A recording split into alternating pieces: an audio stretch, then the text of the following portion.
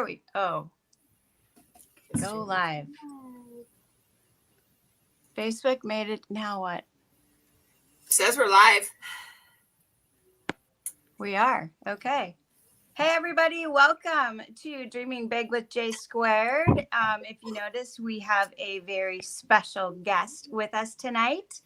And it is Miss Heidi Whitehair, CEO of Innovative Nutrition. And I'm Jeannie Solston, and I'm here with Julie Getner. We're here every Thursday night talking about dreaming big. And before I get to Heidi, well, first of all, I do have one thing because, it is Heidi's birthday. She was nice enough to join us on her birthday. So if you're watching somewhere, give a comment and give her a happy birthday. She deserves it. Thank you. You're welcome. So on this, we talk about dreaming big. We've talked about in the past about making our dreaming big, making our list, believing in our dreams. That's one of the things we talked about. We talked about our why we have our dreams, what's holding you back from achieving your dreams. We also talked about mindset. That was a big topic that Julie and I think we did too, didn't we, on that one, basically, on your mindset of how you can achieve that. So kind of with that in mind, Heidi, we would love for you to kind of just share your story about how you got started in network marketing and, maybe kind of touch on some of those points of how you overcame, how did you make your dreams come true? Okay, well, this is kind of one of my favorite things to talk about just because I feel like I'm a good example of what's possible. And certainly my background did not suggest that I would ever be successful in something like this.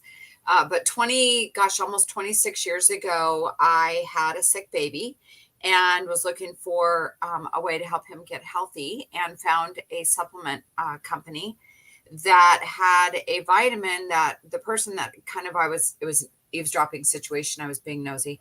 And she was talking about keeping her daughters healthy during the back to school season. They were, I think, 4 and 6, if I remember correctly. Or 3 and 5, something along those lines. And they weren't getting the colds and flus that every kid does when they go back to school. And I thought, well, maybe this is what I've been looking for. And with Kyle, he was born 5 weeks early, had asthma from being in the NICU, all of the stuff, right? And I thought, well, maybe this is what I've been looking for. I didn't know anything about supplements. I took Centrum from the grocery store.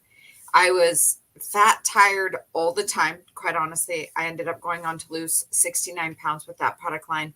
So I didn't really know anything about other than what this girl was saying. So I invited her to my house and she told me about this product line and told me there was a 30-day money back guarantee. And I thought, maybe this is it. Maybe this is what, I've been praying for, thinking about, dreaming about, didn't know anyone else to talk to about this. And so I tried the product and it was such a life changer. It's funny because my husband was super, super skeptical. And he's like, yeah, you go ahead and take that snake oil. I'm not interested. And I said, 30-day money back guarantee, just let me try.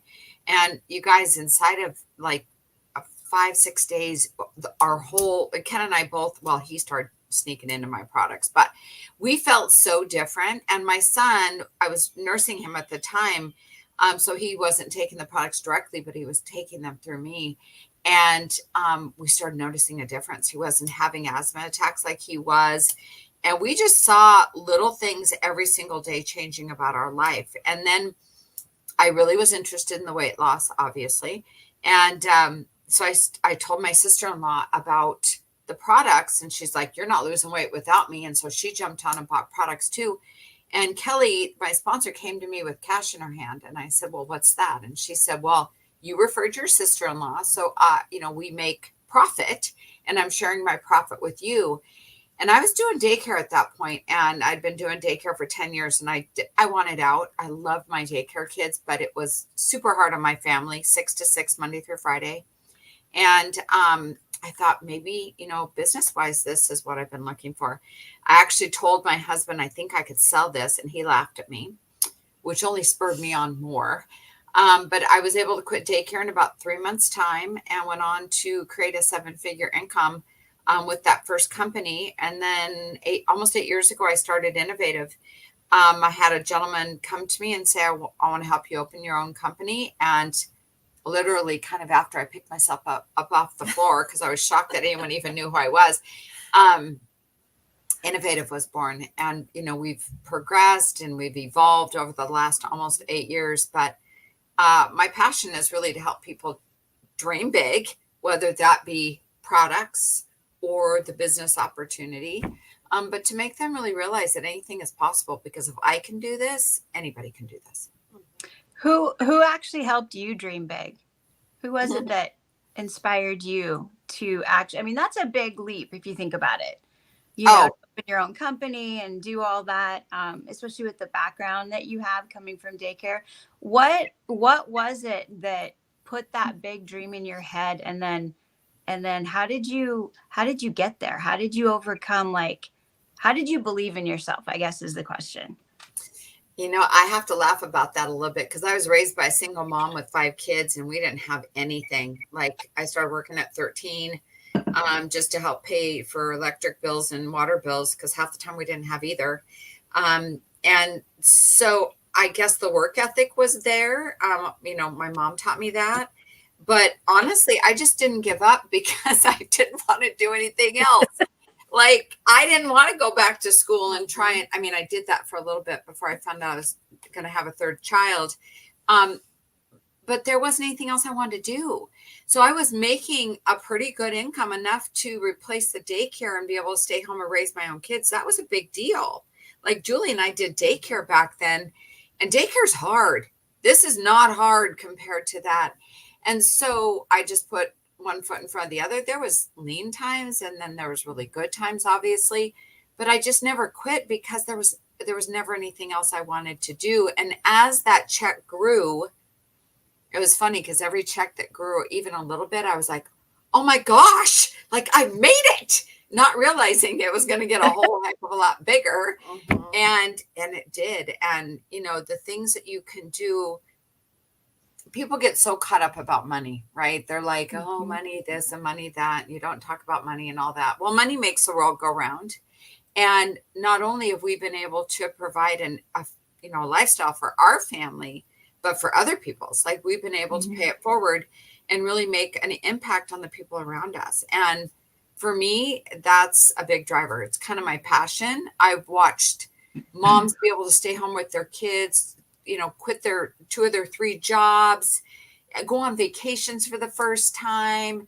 And on the flip side, get healthy, be able to, not be in pain all day long, or be able to lose the weight they, have been trying to lose for the last 10 years, or fill in the blank. Like, there's just so many things.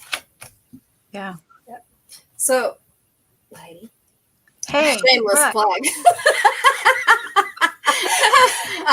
So you wrote this book. I did. When You Believe Anything is Possible. You wrote this I'm going to ask you a few different questions about this book, but okay. What was your primary reason for writing this book? What inspired you? 2 things. One was to leave that information for my kids and my grandkids. I wanted them to read my story.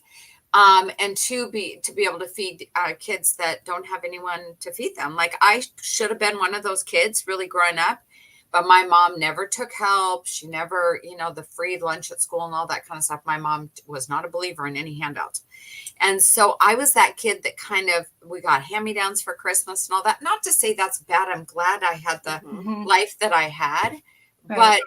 But this all proceeds go to feeding kids and helping moms out that maybe just need, get caught up on their rent, or, get caught up on their car payments, or need a car. Like, right. Ken and I have been able to do things for a lot of people that, I think if you can do even small things, everyone should pitch in and do something.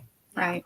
And Heidi, these are still, sorry, Julie, these still available on HeidiWhitehair.com? They are. Yep. Okay. Yep. And I assign them and send them out myself. And the reason I do that and don't put it on Amazon, I've been asked this question a bazillion times, is because Amazon takes some of the profit, and I don't take any of the profit. In fact, I pay the money to ship it and all that good stuff.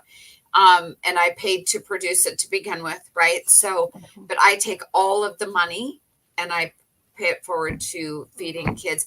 It might be that I pay for book clubs at an elementary school or buy new coats. I bought bikes for a village in Africa. Like there's lots of different things that I've done over the years. Yep. That's awesome. So in your book, it basically, it almost chronicles your life. Like you said, you left it so for your kids so that they have basically a history of you. Yeah. Tell me a little bit about, or tell us a little bit about one chapter that sticks out to me in here is the whole, and Jeannie and I talked about this, and I think in our very first episode, was people don't dream anymore. Yeah. And you hit that hard in this book about, the dreams weren't a thing when you were growing up. They weren't a thing when I was growing up, when Jeannie was growing up in our families either. So talk a little bit about that and why you feel that instilling that in your own kids, your grandkids, is going to help to shape their futures. So a little bit back from when you were growing up, and then now why you think it's so much more, why you want to make sure that your kids and grandkids know that. Yeah. And to have that in their lives, because my mom was adopted. My grandmother was a traveling nurse. So she was always kind of farmed out to other people's families. So she didn't have a whole lot of stability in her life growing up. So we didn't talk about going to college. That wasn't even a thing. And I actually dropped out of high school at 17 to help even more than I had been doing before. Well, trying to work in a restaurant bar at night and then get up at 6 a.m. to go to school just didn't really jive too well.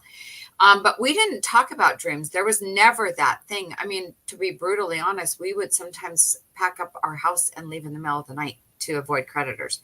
So that was my life. But I don't think that any of us are given this life to just get by. I don't think any of us are given, a heart and a brain and a strong will, because obviously I'm strong-willed, to do something in their life, and that any of us should waste it. And why would let's just say why could I achieve a 7-figure income and somebody else couldn't? Like, I just think everyone's equipped to do that. It's just a matter of how bad do you want it?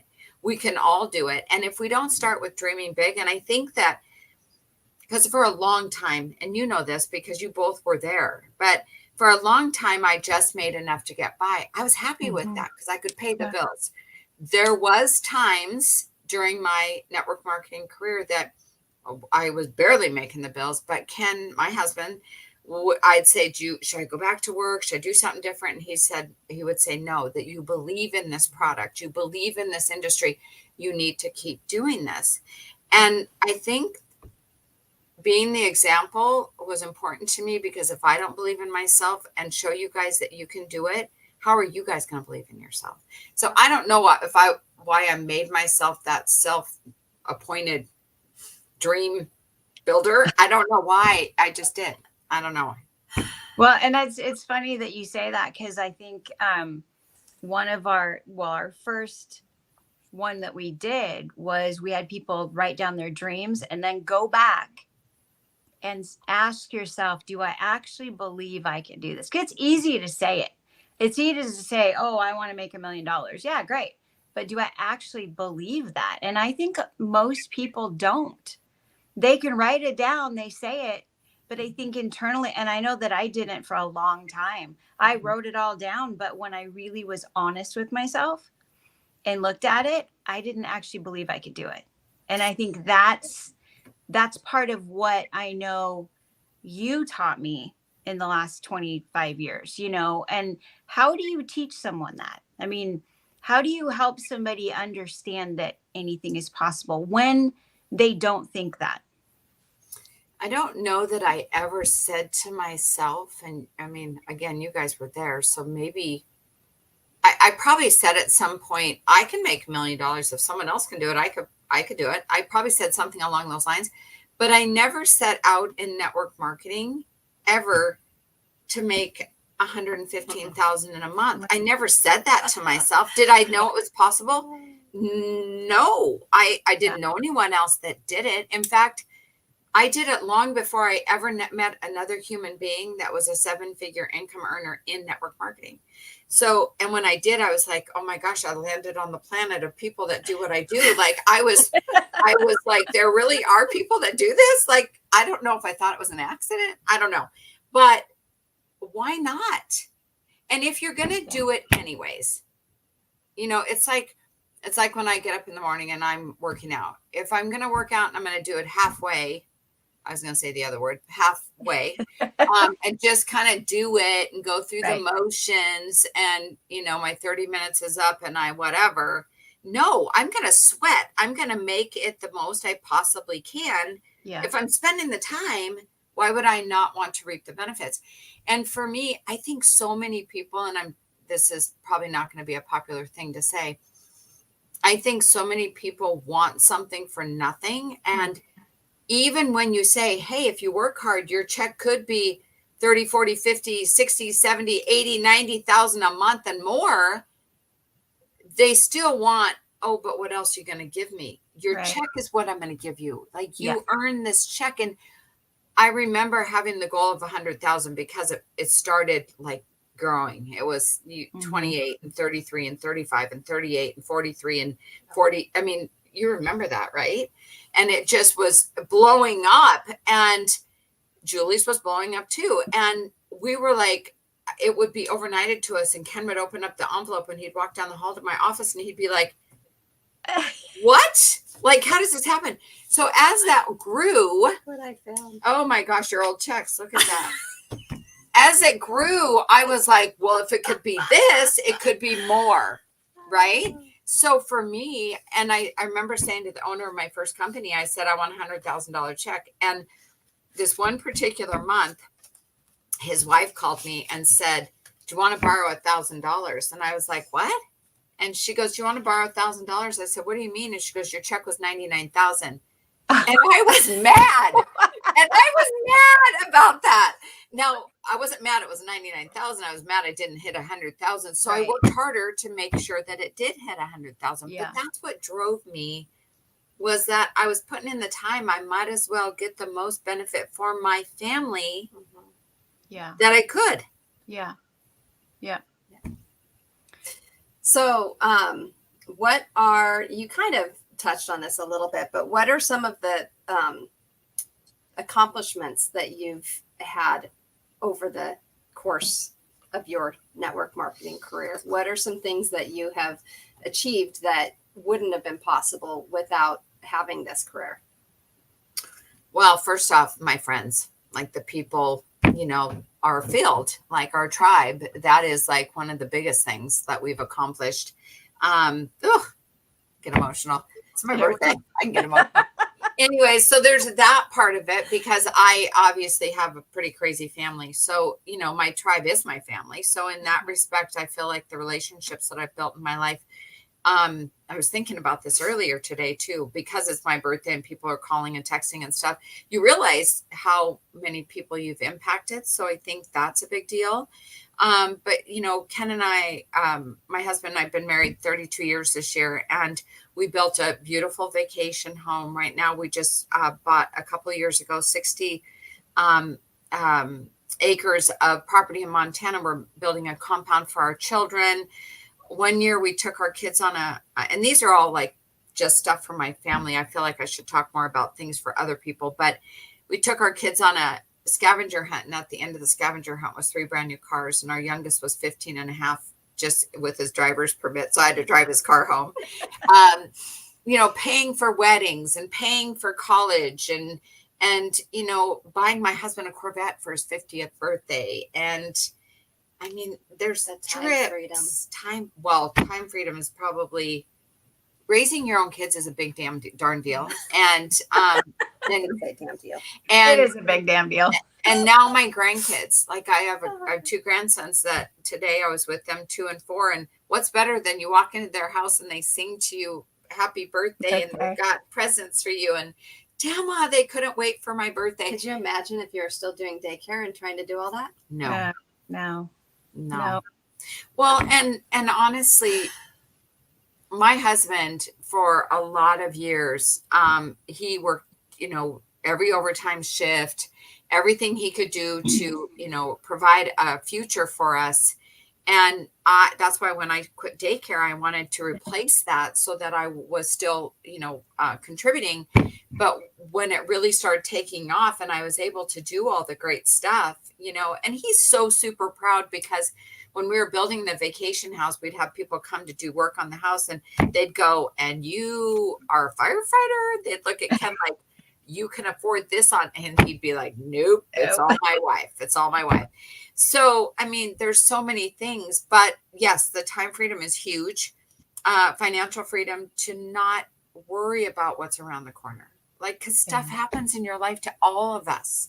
Yep. And, if my kids need something, Ken and I have taken amazing vacations. We've taken friends on amazing vacations. I'm waiting. No, she's waiting for the amazing vacation. But I do want to, Jeannie's waiting for an amazing. Hey, you've both been to my vacation house. Can I make a plug on this for something with this? There's two parts of this book that I think I'm most proud of, or I don't know if it's most proud of, but I think is very different in any book that you have ever read before. And there's letters from people in my life, like these guys, that watched this whole crazy life of mine, that wrote letters about what it was like to be in that time and watching that whole thing. But then my children as well, being raised by a mom in network marketing, my oldest daughter said, "My friends never knew what you did. They just knew you were always home," which wasn't always good when we were teenagers, because we couldn't get away with anything. And then my husband got the final word of the book, because he's, my biggest cheerleader. He's always, I would come up with some crazy ideas, you guys, like, let's have a convention and spend $100,000 of our own money. And he'd be like, okay, like anything I wanted to do, he would just go, okay. And he would help me make it happen. Yeah. So, he's, sounds goofy, but he's definitely my rock and the wind beneath my wings when it comes to network marketing, because he's never, I don't think, correct me if I'm wrong, but I don't think he's ever told me no on any of my crazy ideas. I think he's scared. Yeah. Well, rightly so. Ken knows better. Rightly so. He should be. Healthy fear. Well, I want to remind everyone too, these are available at HeidiWhitehair.com, and she will sign them and send them out to you. It's fun for us, Julie and I, to read this because we lived it with you, but it's a good story. It's a good story, even if you don't know Heidi. It's not just about network marketing. It's about her life and how she went from one point to where she is now. And it's awesome. So you guys, if you don't have it, go grab one. And plus you're feeding kids and helping people, which is super exciting. Okay. Last question from you, Julie, and then I'll ask one, and I think we're done. Okay. So you just talked about all of your accomplishments. I'm sure there was a few struggles in there. Lots of struggles. So without, you don't need to go into a lot of details or anything, but just if there's any struggles that you feel, you want to share. And I mean, you touched earlier on just not giving up. I mean, that's just not an option. Mm-hmm. So, I mean, I've watched you, Jeannie's watched you overcome a lot over the years. Yeah. And that's the biggest thing, is you never gave up. You pushed through every single thing that was thrown at you. Yeah. But, talk a little bit about adversity, and you don't even need to share what those were necessarily, but what were some of those, if you want, and then what that did to you. Like, did it cripple you? Did it make you stronger?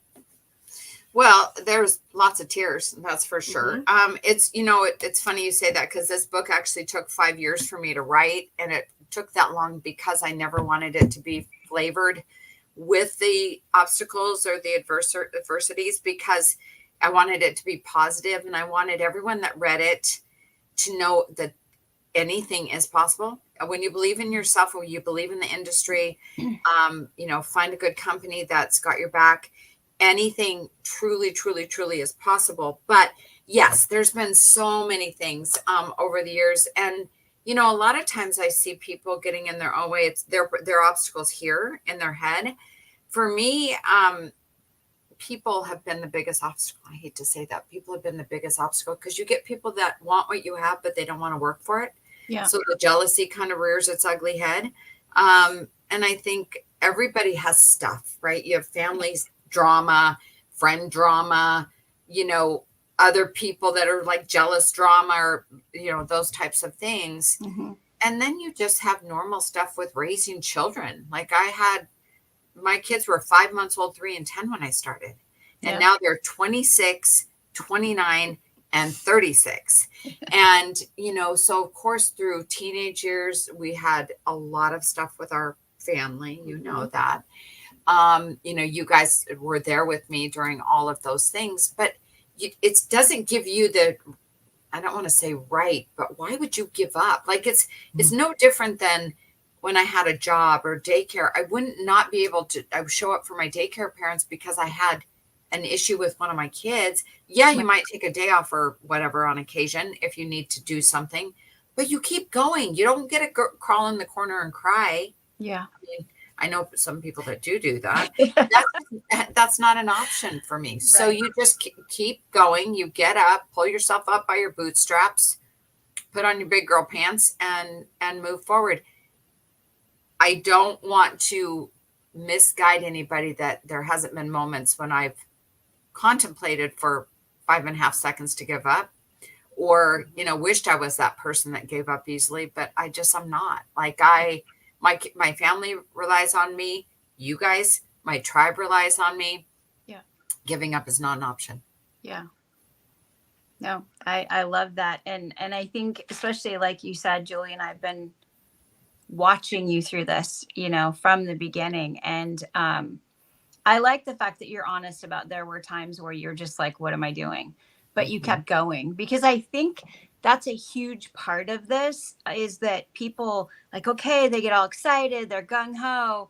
And then that first obstacle comes and they're just like, wait, this is hard.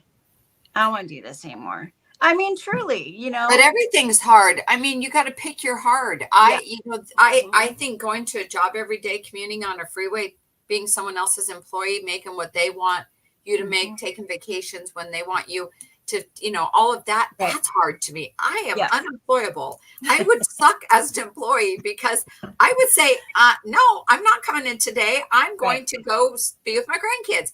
Like I get to pick what I do with my time. Right. And for me, I get that, and I get to make what my time is worth. Like, why would you not dive in with both feet and give it everything you've got? Because even if you give it everything you got and you make $10,000 a month, freaking awesome.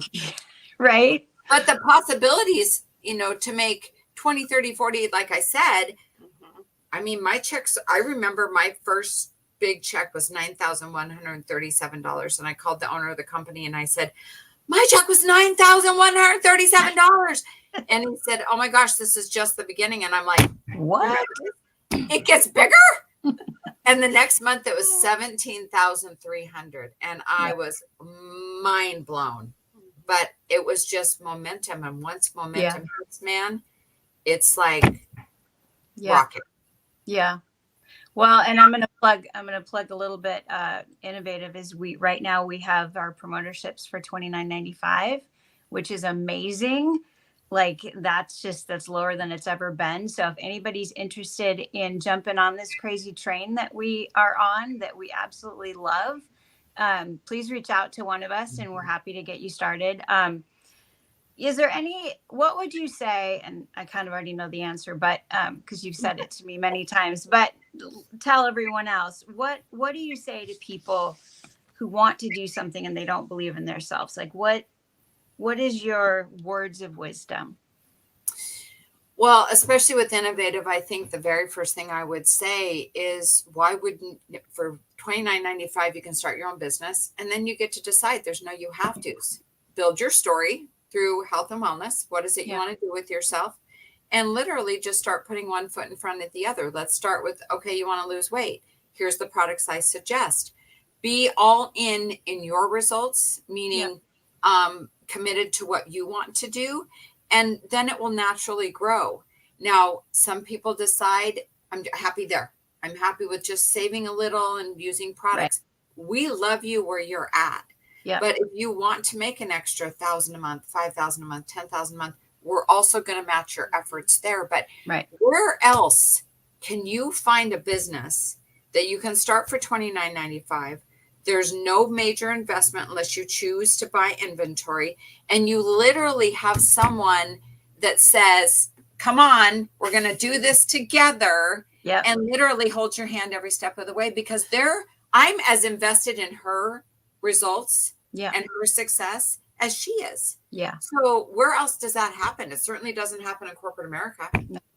And the great thing about it too, like Julie and Heidi both do this full time. I have a full-time job, and I do this around however that works. I have a job that I go to every day. And I do this around that. And I've done that for the last 25 years. So it does fit into your life, however you need it to fit into your life. And that's, I think, the best thing, because maybe somebody, can't quit their job right now, and or doesn't want to, you know? Maybe they love their job, and that's completely fine. Do this around your job for maybe you do it for fun money or the family vacation or becoming debt free. Like, there's a lot of people that love what they do, and we're totally good with that. We work with whatever you want to do. Yeah, that's awesome. Okay. We are at time. Julie, do you have a last question? Are we good? No, I think we're good. We just want to remind everybody it's Heidi's birthday. Yeah. Happy birthday. Happy birthday. And you guys go to HeidiWhitehair.com, get your book. It's well worth it. It's worth the read. It's worth the money. And Heidi, thank you so much for being on with us. And I love you, and happy birthday. Thank you. I love you too. Thank you so much. Bye. Bye, guys.